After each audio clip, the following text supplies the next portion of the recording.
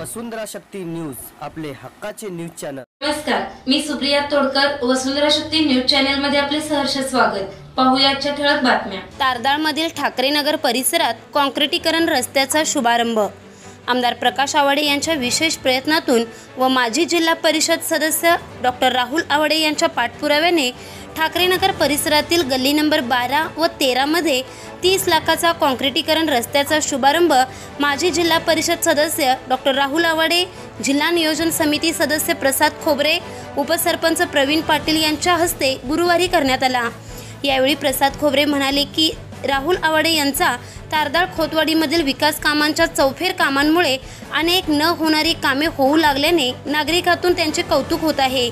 त्यांच्या या चौफेर कामाने येत्या विधानसभा निवडणुकीत त्यांना मतदार आमदार केल्याशिवाय स्वस्थ बसणार नाहीत, असे वक्तव्य त्यांनी केले।